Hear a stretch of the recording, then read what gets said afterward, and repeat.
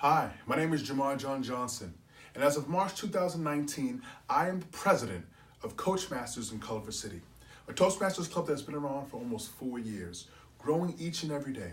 And as members are coming and join the club, they have lots of questions. Today's question is, how do I give an evaluation? Step number 1. The first thing you should do is actually go through pathways. No matter what path you're on, currently there's 11 paths. Your first speech is your icebreaker. Your second speech is the evaluation, feedback, and repeat. And they go over all the steps of how to give an effective evaluation. But for those of you who maybe don't have time to get online and log into pathways, or just want to go a little bit deeper in how to give an effective evaluation, I'm going to do that for you right now. Now, it's my personal belief that being an evaluator is one of the most important parts of each and every single Toastmasters meeting. Because you're going to be giving feedback about what you saw, what you felt, and what you thought can be improved upon in the next speech for that particular speaker. However, everyone gets to listen in and learn some of the techniques that you might be pointing out or some of the flaws that could be critical in making or breaking a speech. So being an evaluator is a very, very important part of the meeting. Let's go over a couple of steps. First, approach each evaluation with openness and honesty about what you actually saw and felt. There are some meetings you go to where everyone just praises one another and gives each other feedback that really isn't critical to giving them feedback that actually helps them improve. So try to be honest as much as possible. Easier said than done. I've given many evaluations where I felt a little uneasy about how honest I felt I needed to be, but use your judgment. And you can always talk offline with the person if you feel like some of the feedback you have might be a little bit too harsh for the room. 2, pay attention to the actual goal of the speaker. They will bring an evaluation form to you, sort of like this. And there are some objectives that the evaluation form has, but the speaker themselves might be working on one particular thing. Maybe it's their body posture.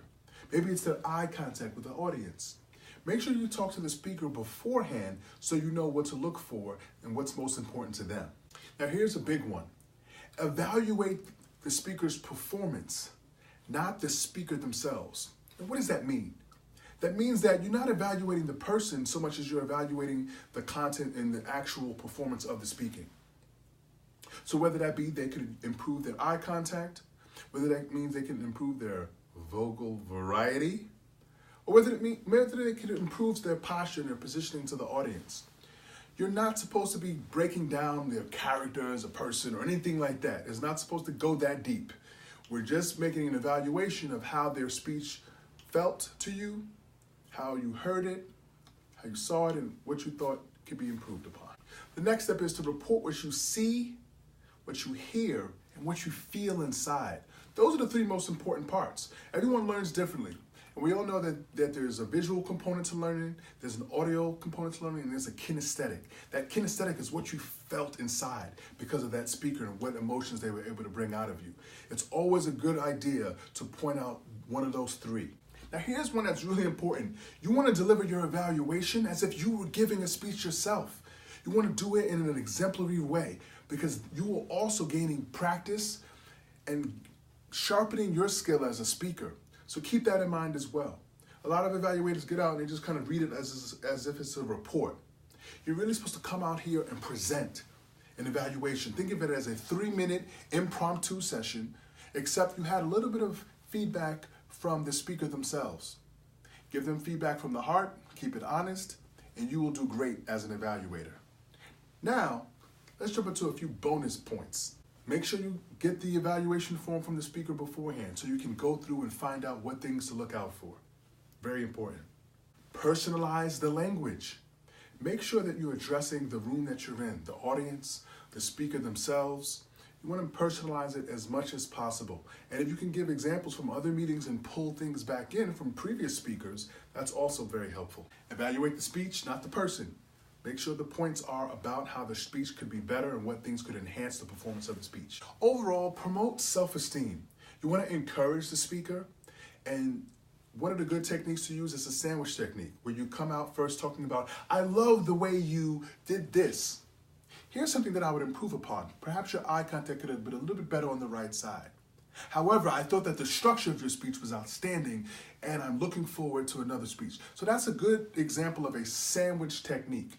You can do a Big Mac. You can sandwich it all throughout, sprinkling a little bit of this, a little bit of that. Try to keep it as balanced as possible. And obviously, of course, for more detailed information, please go through how to give an effective evaluation in your Pathways course. Should be the second presentation. And there are always more videos on YouTube that you can click and learn from people who have been doing evaluations from as little as a month to 5, 10, 15 years in the game. That's all I've got for you. Again, I'm JaMarr John Johnson, President of CoachMasters here in Culver City in Southern California. Thank you for watching this video. I hope it was helpful, and may you have a very, very enjoyable evaluation experience.